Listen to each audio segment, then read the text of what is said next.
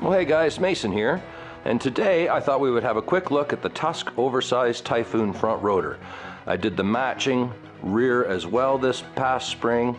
The folks from Rocky Mountain sent them over to me in the wintertime. I was able to get them on, but didn't really want to do a review until I had had a chance to ride on them.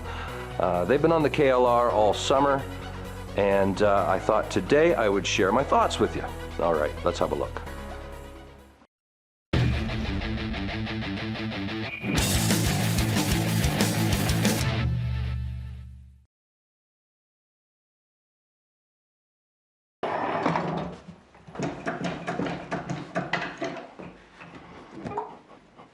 Okay, so as you can see here, this is the Tusk oversized floating Typhoon brake rotor kit.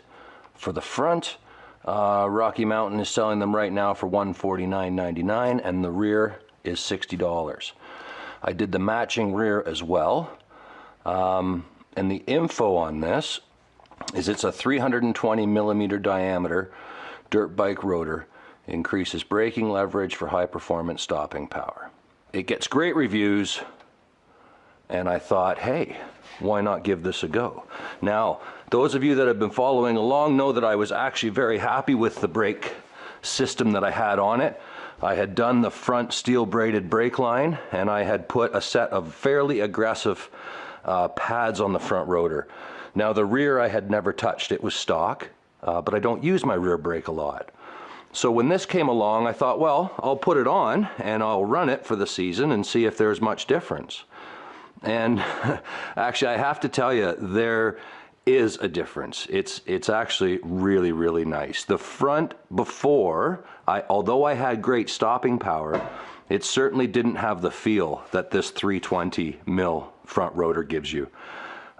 It's actually kind of hard to explain. The stopping power is about the same from my heavy sintered pads to this setup.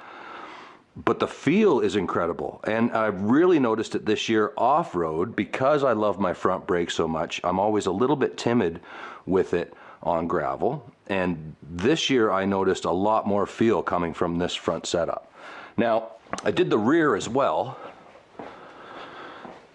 and the rear was likely the one that gave me the biggest noticeable change. I did the steel braided rear line. It's got the Tusk pads and the matching rear Typhoon rotor. It's no different in size, it just bolts right on, but it went from the on-off, like almost like a toggle switch brakes that came factory on the KLR to something that again has a lot of feel. And you can, as you're on that brake pedal, you can feel what that rear tire is doing. It made a noticeable difference, and I can't even really explain why. The steel braided brake line likely has a lot to do with it, but it wasn't grabby. You can apply brake nice and gentle through the whole cycle. Emergency stopping, when you jump on it, it's still right there. And the Tusk pads and that rotor are actually a really good match. Now, like I said, I did the steel brake line at the same time. There'll be a lot to do with that as well, but all of a sudden my rear brake felt like it was usable. So the rear, again, really noticeable difference, just like the front was. It is fantastic. And it's funny because on the rides this year, I kept saying that. I kept going over and over about how the brakes felt so good. And I think the guys were sick and tired of listening to me, but it really did make a noticeable difference. So when I went to install these in the spring, again, it was very simple. Jacked the bike up, took the front wheel off, undid the bolts, took the old rotor off, installed the new rotor, but while I was in there, I had a check and grease of my front wheel bearings and noticed they needed to be replaced. And that put like a 5-day hold on the project because I tried to get those bearings out with a punch, and because there's a center sleeve in there, it was extremely difficult. I tried to make tools, I tried all sorts of stuff to get it out, and in the end, I ended up having to order a blind bearing puller. And as soon as that came in, it made that job about a 5-minute job. New bearings went in, and then I was able to finish the install on the rotor. Now, that had nothing to do with the rotor itself. It's actually a very easy install, And I mean, the time involved really is just the amount of time it takes to pull off the front wheel, take the bolts out around, put it back on, thread lock those on, and then there's an extension bracket. You take the old bracket off of the caliper and this new bracket goes on, and then it bolts onto the wheel, and that's what gives you the extension out. Your old caliper was bolted in here with a much shorter bracket. Anyway, the bracket does come with the rotor. Don't do what I did and order a bracket as well, because it does come with it. And the steel brake line I have on this, I believe, is a gaffer, and that was already done, so nothing there changed. Very simple to put on. The rear the same. Actually, it's even easier because once the wheel's off, you don't have to do anything with the caliper, you just change the rotor out.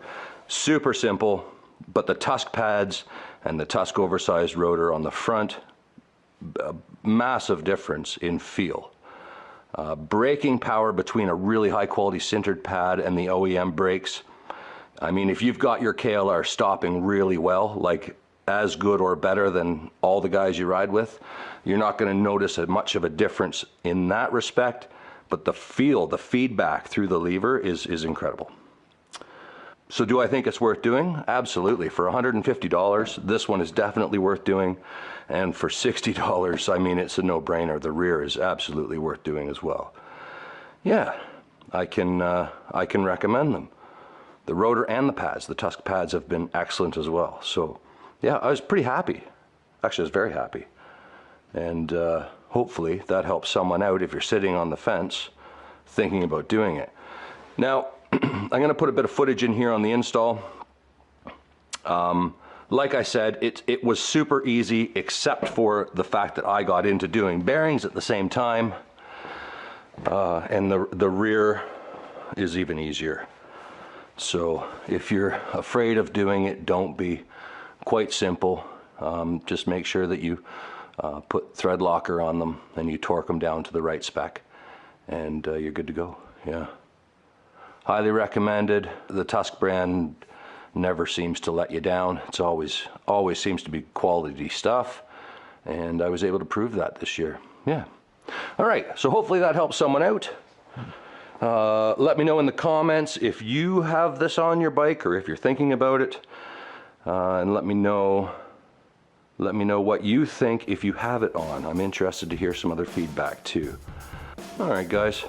Well, that wraps that one up. As always, mind how you go, and I will catch you on the next one. Bye for now.